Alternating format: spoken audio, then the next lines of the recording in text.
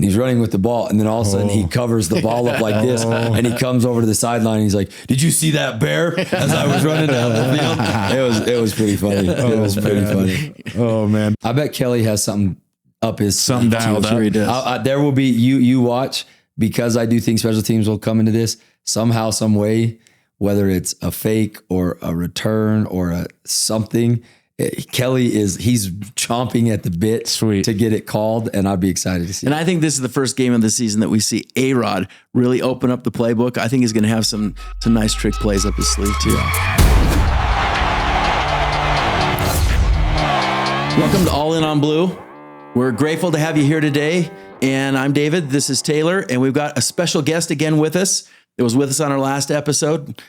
Zac Erekson, current head football coach at Snow College, former athlete at BYU, standout receiver in the mid 2000s on the football team.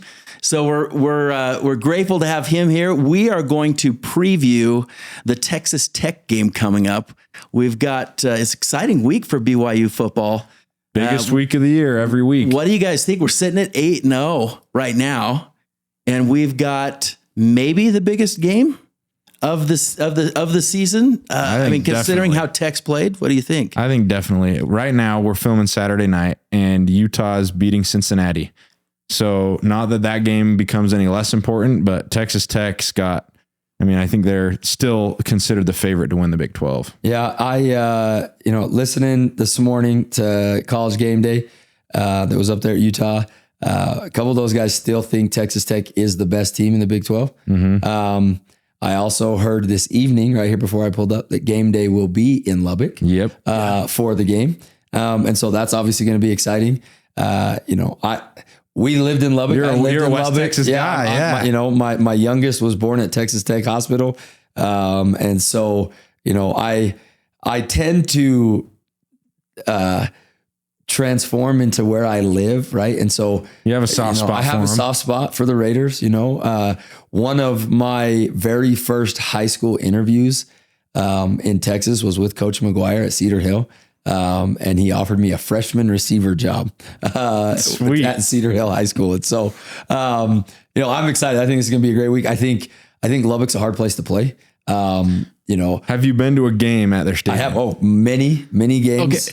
Okay. So just tell me about Lubbock, because I'm planning to go to the game this next week. Okay. I've never been to Lubbock before. I've been to West Texas. I've been to Amarillo, some other areas. But what should I not miss in Lubbock when I'm there? I've asked the fans, so please comment below. Let us know. But I want to hear from Zac. What is there in Lubbock? I hope you miss a high boob is what I hope you miss. Do you know what that is? No. So that is, I didn't know either until I lived out there. So beautiful day will be, sun will be shining. All of a sudden the wind starts to blow, and then all of a sudden you look up and it looks like the scene from Independence Day. And the wind starts blowing and the sand gets picked up, and you literally just watch it come in, and you're going, what is happening? And it comes and it hits and everything goes dark. And literally when you don't know what it is, and the first time you experience it, it's probably scary. Oh my gosh. Yeah. But then it keeps blowing and you got to go wash your car and, sweep your driveway because there's sand everywhere. But I'll never forget the first time. And somebody told me, they said it was a high boob, and I'm like, what? A what? I'm like, it's a dust storm. Can't you just call it a dust storm? Call it what it is. Yeah. What's game day like there? Oh, it's absolutely nuts. They do such a good job of, the entire town and surrounding towns of Lubbock come into Lubbock, and people tailgate. They don't even go to the games. They will tailgate all over the place, and they'll stay there to watch the games, even if they're not going to the games.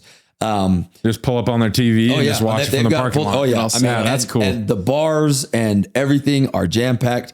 You got to go to Rosa's and you got to get some fajitas at Rosa's, okay. Right? That's what it's called.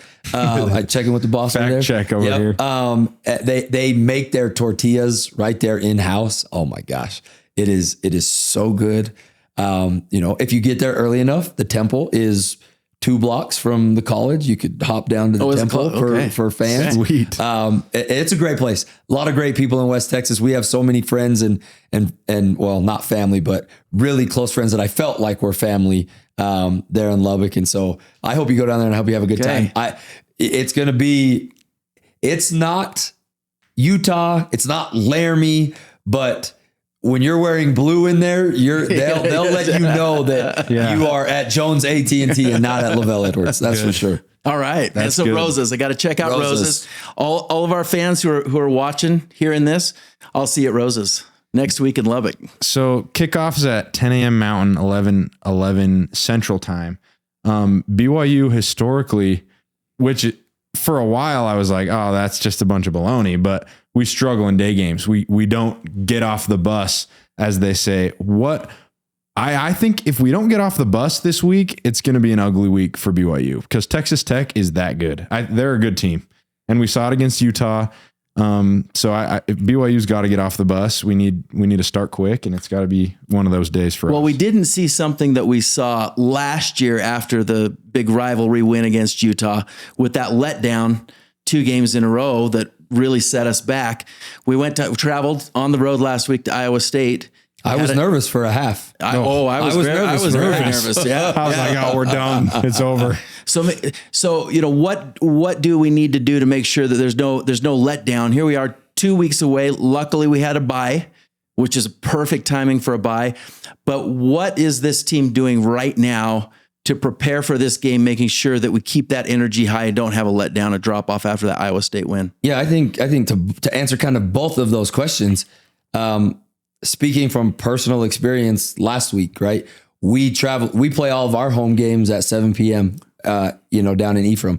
We had to travel out to Georgia Military for a 1:00 Eastern time kickoff, which was an 11 a.m., for our bodies and for our timing.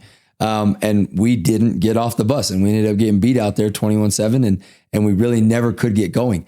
I think what Kalani is going to do is I wouldn't be surprised to see them tweak their practice schedule this week to make sure that their players are comfortable in that timing, right?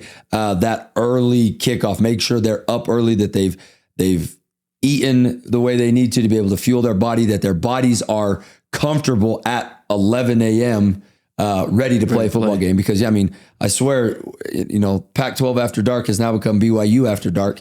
And so I think just tweaking that schedule a little bit and making sure that the players' bodies and their internal clock is ready to play an early kickoff. I think if we do that, I think that might be one of the biggest things we can do. Because we know we got a great team. Our offensive line has better be ready to go because I think Texas Tech has one of the best defensive lines, not only in the Big 12, but in the whole country. Yeah, and so, our boy Isaiah Jada has better be ready to go. He's going to have his hands full. He's going to have his hands full. He'll do well. And Lapuahu, isn't he also a snow guy? No, Lapuahu played at Utah State with me. Oh, did he? Okay. Yeah. Okay. Yeah, he's also very impressive. Playing really well. And that whole offensive line. But speaking of the offensive line, our run game right this year has been impressive. But here we lose LJ Martin. We don't know. We don't know. If we don't have LJ Martin back, how is that going to affect us going into this game? We've seen Bear's arm and his capability to be able to pass, but maybe not having as balanced of an attack or being able to rely as heavily on a running game against Texas Tech. Let me say something that I know about Zach. As a head coach and an offensive play caller, you've got to be able, even if you're planning to throw a lot in a game, which we did a lot, you've got to be able to establish the run game. And so whether LJ is with us or not, we've got to be able to have a threat in the run game. And we need to make our offensive line 2-dimensional, as in pass blocking and run blocking. Our pass game seems to rely on our run game very heavily at BYU right now with Bear Bachmeier. If they are threatened by the run game, they're not going to be able to shut the pass game down like they need to beat us. What do you think, Zach? This is what I think. I think what you're going to see is obviously we hope we have LJ, right? We need LJ to be our best. I think if we don't have LJ, I think what you'll see is you'll see A-Rod get really creative in the run game, whether that's with Bear, whether that's on the fly sweeps that we're so good at getting the ball in those receivers' hands. Just like Taylor said, to keep enough of a threat of the run, right? And being able to use Bear in that. I think at this point in the season, we're no holds bar. If we've got to run with Bear, we've got to run with Bear. Yeah. And I think what you'll see is if we got LJ, we'll be fine. We'll do what we've done. If we don't have LJ, I think that especially coming off the bye week, and those guys in the building right now, they have a pretty good idea if LJ is going to play. Oh yeah, we may not know that as fans, right? We don't. Exactly. Yeah. They have a pretty good idea, and even if they don't, I'm going to tell you what they're doing. They're going to have a game plan for both with LJ, and they'll have a game plan without LJ. Which is nice to have the bye week to get all that sorted out. You're not really frantic like I got to get this ready for a Monday practice. You can really set it up so that everybody knows how it's going to roll with and without him. And I think that Preston Rex has shown enough ability that if he's got a game plan set up for him, I'm confident in A-Rod and Matt Mitchell to put together a game plan for him. Well, and we've got a stable of running backs that are all good running backs right now. And you mentioned Preston Rex. He's very capable. Yeah. He's not LJ Martin at this point in his college career. Yeah. But I think they're very capable. And with the dual threat of Bear running the ball, and as you mentioned, those jet sweeps and having some very capable receivers of taking the ball on the run on the outside, we can have a pretty decent running game without LJ Martin. Yeah. Let's hope it's not that. Yeah. I mean, and it's just enough that the D-line can't pin their ears back and go, right? Exactly. It's got to be just enough and just effective enough to be able to slow those guys down a little bit, just to give Bear the time and to be able to get the ball down the field and maybe work a play action here or there. Yeah. I mean, we don't have to go run, without LJ, we don't have to go run for 200 yards. Yeah. But just enough to keep those guys on their toes. And Bear's shown that he's comfortable when he needs to run. I mean, he's had games where he's had close to 20 carries. So if, like you said, if we need to run Bear, we're going to run Bear, and he wants to. He's mentioned it time and time again. He likes putting his head down and making plays. And so just let him be a football player. Yeah, they all feel invincible. It's really funny. This last week for us in practice, our second or third string quarterback was taking some reps, and we ran a play, and he's running with the ball, and then all of a sudden he covers the ball up like this, and he comes over to the sideline, and he's like, "Did you see that, Bear?" As I was running down the field, it was pretty funny. It was pretty funny. Oh man! But if a quarterback in an orange jersey makes a move like that in practice, you'll never hear the end of the defense. They'll come for you. Exactly. They'll come barking for you. Oh, that's funny. So defensively, what do we need? Chances are, it looks like Morton is going to be back at quarterback. Hammond's out for the year. Hammond's out for the year. And he was good. And Morton, I know, was questionable. He played today. Yep, played today. Played well. Okay. Yep, played well today. But he's more of a pocket passer. Yeah. Right. What defensively is kind of our X factor? How do we prepare for Texas Tech defensively? I think we got to get pressure on him. If we right when you're coming back from an injury, especially at the quarterback position, we can get after him, and if we can get him uncomfortable, then I think we've seen what our defensive backfield is capable of. And with that front seven that we have, I think we got to go after him. And I think Coach Hill's going to do a good job of getting that game plan set up, because now also not only are we coming back from injury, we've got one game under our belt, but we're still coming back from injury for Morton. But in the back of his mind, he's trying to do everything he can to stay in the game too, because he knows his backup is not there. And if now we've got a third string Texas Tech quarterback out there, that's not good for them. And so I think keeping him on his toes as much as we can and being able to get to him. And it doesn't necessarily mean we have to get sacks, but I mean, if we're getting QB knockdowns and we're getting QB pressures and he's not comfortable back there, I think that's going to bode well for our defense, and we'll be able to take advantage of some of maybe the miscues that then would provide for us. So Morton injured his lower leg, and he was also concussion protocol. I'll say this about having an injury. When you're coming back, especially late in the season, and you're cleared medically, right? The doctor's like, hey, you're good. Like, let's say it's his knee. Okay. So I think it is his knee. You're cleared, but in the back of your mind, even when you're at 100%, your knee is on your mind. And I'm not going to say that obviously we don't want to like target his knee or anything, but he's thinking about that as he's dropping back to pass every single time. And so credit to your point, if we can get some pressure on him and he's thinking about that, that's going to throw him off his game. We saw that with Rocco Becht a little bit too. It seemed like once we got that pressure on him, he got a little bit frazzled, not necessarily an injury in his case, but that plays to our advantage is we've got his injury that he's thinking about on the back of his mind as well. So I think that could play into it as well. What for BYU to win this game? What do we have to do well? If you're going to say if there's one thing in our game plan that we go into this and execute, that gets us the win, what will that be?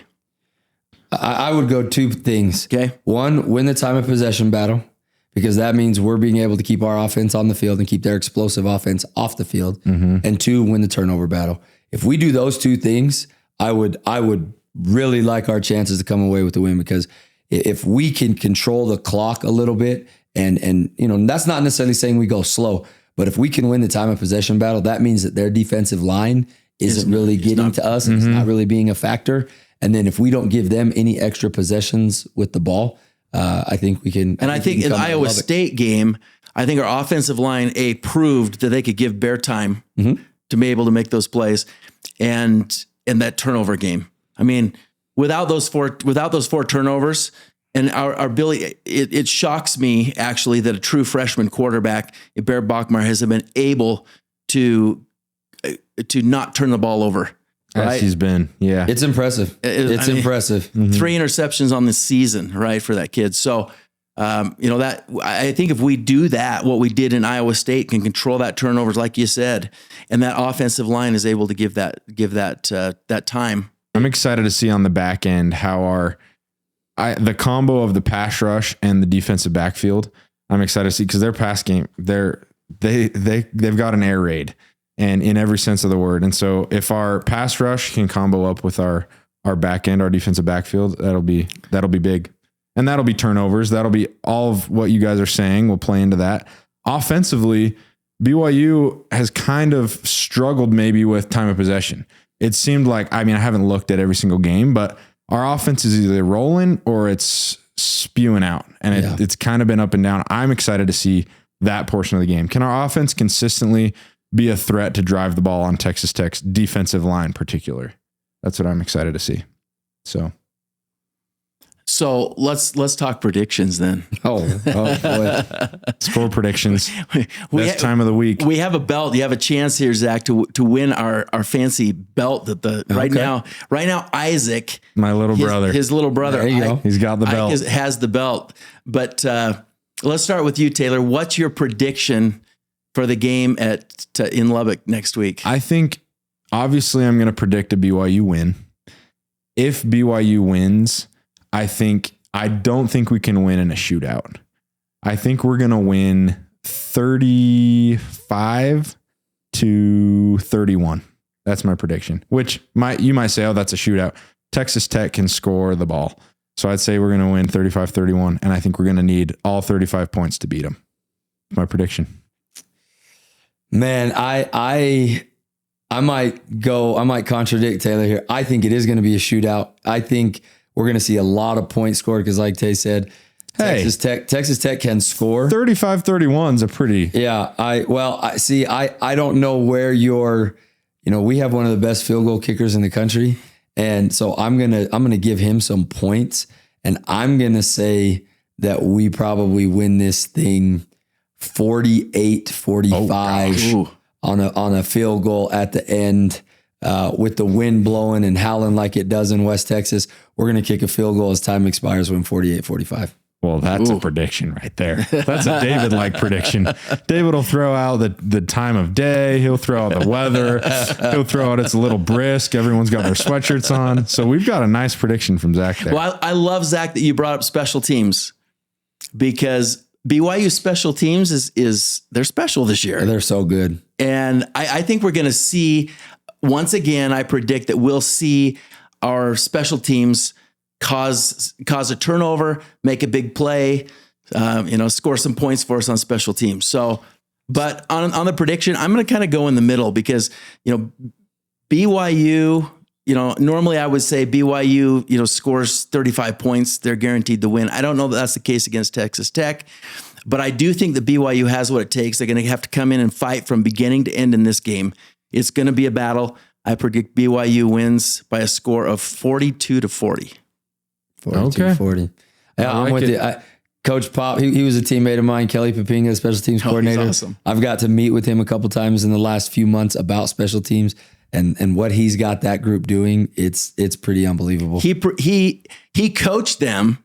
I don't know if you saw that. Yes, right? Come absolutely. out. Yeah. He coached them on that play to push him back into the ball. Yeah. Absolutely. And that, I think special teams, this is a little bit of a side note, but special teams has a lot to do with the culture that the locker room's created. If your guys see, BYU's got starters playing special teams. And if your guys see, oh my gosh, I got to go out on punt team. It's totally different than if they're like, I'm going to go contribute to make a big play right here. And if the bench players come in and have that attitude, special teams makes a huge difference in the game, as we've seen throughout the year for BYU.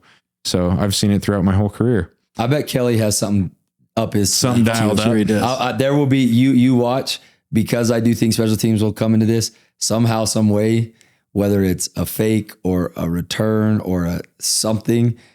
Kelly he's chomping at the bit to get it called, and I'd be excited to see. And I think this is the first game of the season that we see A-Rod really open up the playbook. I think he's going to have some nice trick plays up his sleeve too. Yeah. I've got a question for you, Zach, really quick. When there is an opportunity to call a trick play, usually in special teams, let's say, so you've got your special teams coordinator. Is that something that he's in the headset barking at you? Obviously, you have the final call. 100%. So how does that go down? So for us, we have our specials every week on, we practiced them. They're on the script. And if our ST coordinator sees the look that we want, it's as easy as yes, no. And I respond yes or no, and off we go. I would bet that Kalani has probably already given K-pop the okay. There's that much trust in that building. And I think that's cool. I think that Kalani has so much trust in his coaches and his players that if Kelly sees it, I think Kelly probably calls now, a week in advance, has the green light to call it. That's cool. That's awesome. But at the end of the day, it's still head coach's decision all the way. Yeah. Yeah. So that rides on you every single time. Oh yeah. Man, there were a lot of those. I mean, I've been a part of a lot of them. I've just never been like, hey, did you call that? Or did your special teams coordinator call that? So it's cool to hear. Yeah.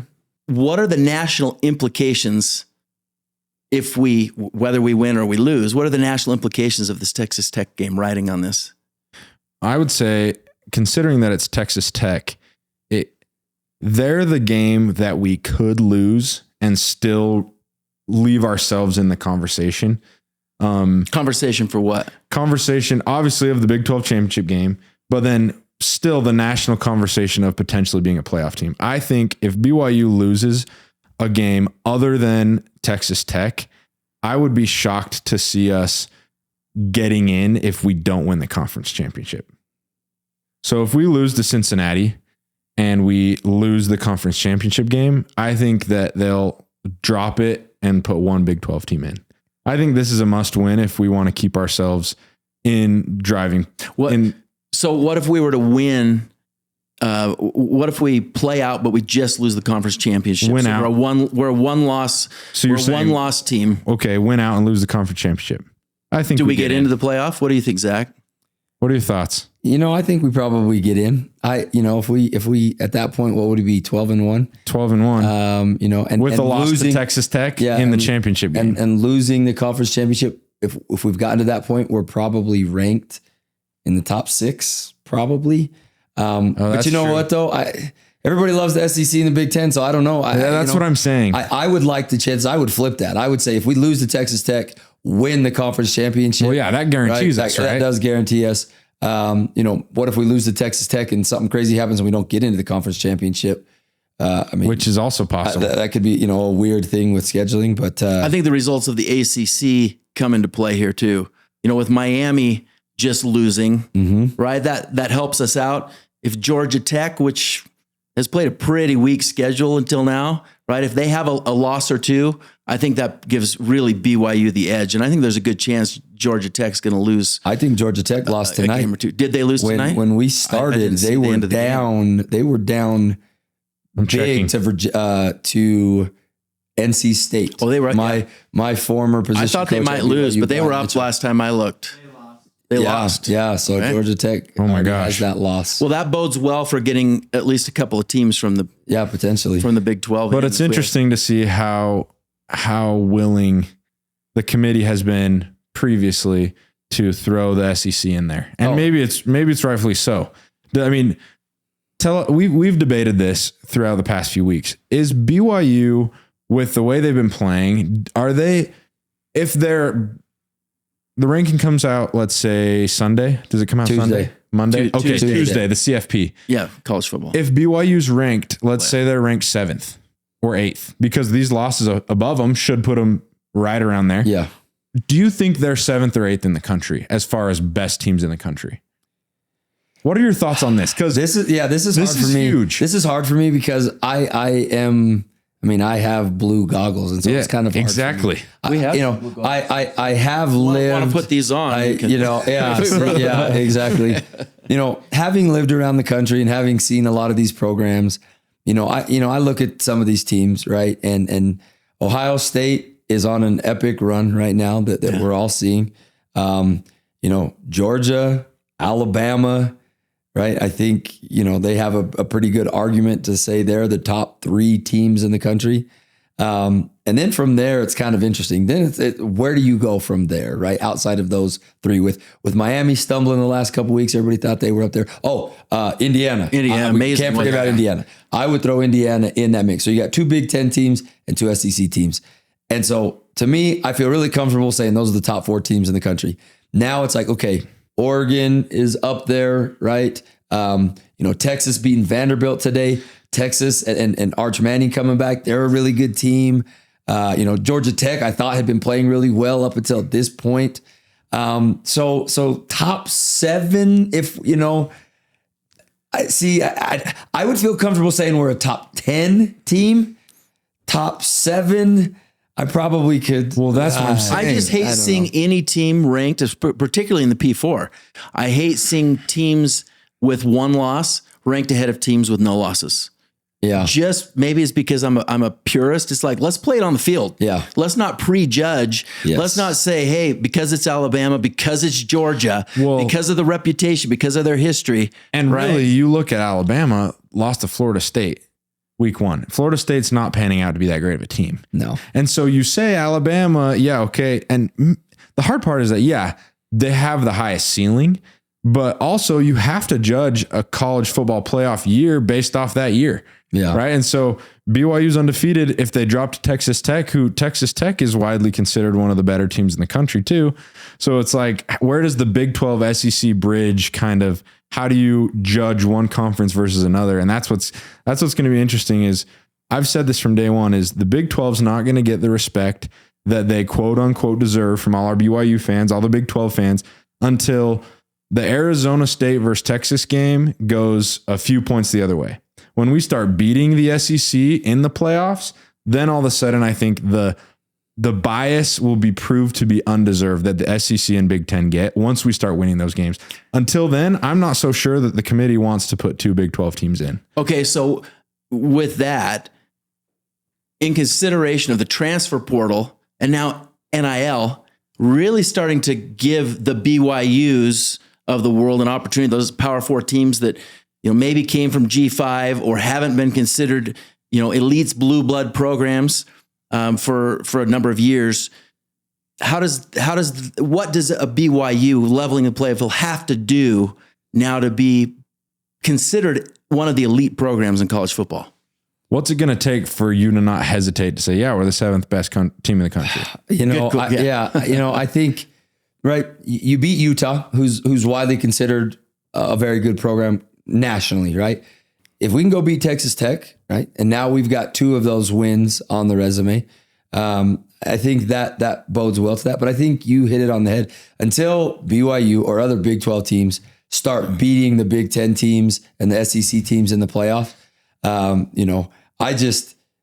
right, wrong, or indifferent. You look at the roster that Ohio State can buy, and you look at the roster that Alabama can buy, and I mean, it's truly become buying now. It is, yeah. We're not recruiting anymore. We are buying wholeheartedly. But is there an argument for that's the reason for the bias? Some of it is to not allow opportunities, not allow enough Big 12 teams or ACC teams into the playoff to give them an opportunity to consistently beat Big 10. Yeah, that's true. Right. Or I like what the playoff has done. I mean, I still think we could even expand it even more to create more of this parity. But at least I'm a big proponent of win your conference to get in. Right. If we can't even win our own conference, how are we going to go beat somebody else? And so And you can feel pretty confident, which has been maybe not the case in the past, but you feel pretty confident that of the 12 teams that get in, the best team in the country is in that 12. And 100%. you can feel confident knowing that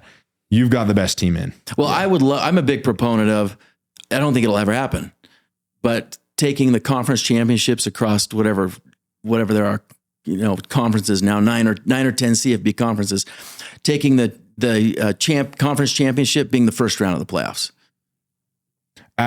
So like our conference championship game, BYU versus Texas Tech is conference round 1. championship game being the first round of the playoffs, because that creates a level playing field across college football. It'll never happen.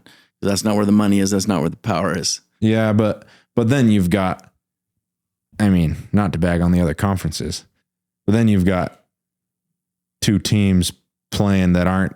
Yeah. But that goes back to what Zach said, right? If you can't win your conference championship, do you really deserve a shot at a national title? True. I will say this, BYU needs to, they can only drop one of their next 4. And if they're going to drop one, it's best to be this week. For our chances to get in the conference championship game. I don't think that the committee wants to put 2 teams in from the Big 12. So if we want to control our own destiny, it's win football games. And if we win our conference, we're in, just like Zach said. I think we can. I think, we look at these next 4 games and they're not, we got some tough games coming up. Oh yeah. And even the ones we don't talk about are tough. Yeah. Oh yeah. I think every game in the Big 12 is tough. And if we can come out of this thing unscathed, then it's like, okay, now we got to, and here's the weird side note, right? As we're recording this, I think Utah's, kind of putting it on Cincinnati a little bit.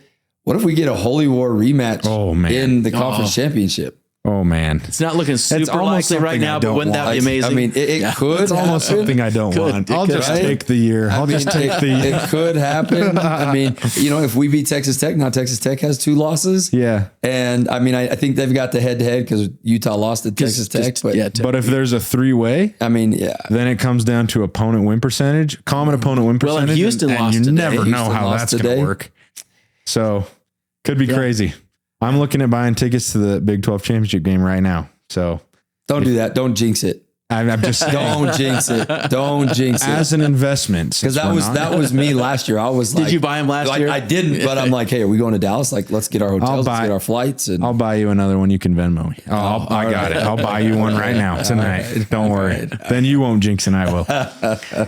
All right. Well, bodes well for BYU. All 3 of us, I think, predicted BYU as a winner. So I hope you guys don't ever have anybody on that doesn't. We were worried about you. We are all in on blue, so we kind of goes that way. When we get Brian Keel on here, we'll see if he's a blue blood. He'll pick we'll get him on. I'll get it. Yeah, we'll get him on here for you. We'll get you both on at the same time. That'd be a hoot. You've never seen anybody that's as blue goggled as Brian. He'd fit in well. On our show. Let us know if you are blue goggle wearers as well out there. We appreciate that. We love our blue goggle fans. So we are, that's a wrap for today. We hope you're all watching the game this Saturday. 10 a.m. Mountain. 10 a.m. Mountain. BYU, Texas Tech, college game day. Nothing better. Some of us will be in Lubbock, and we hope to see you there. We do want to thank our sponsor for today, Beehive Broadcast, who put this together. We're always appreciative of them as well. We want you to check out, subscribe to Olivia and 20-something podcast, which is also Beehive Broadcast production. It's fun. If you're 20-something or whether you're not 20-something and wish you were 20-something, you got to check it out. It'd be a lot of fun. First episode aired this past Tuesday. Yeah, I believe. Yeah. So she's up and live and her podcast is great. So so give that a watch for sure. And we especially want to thank Zac Erekson for being here today. It's been a lot of fun. And we are the podcast that rocks, the podcast that never stops. We are all in on blue, and we hope you are too.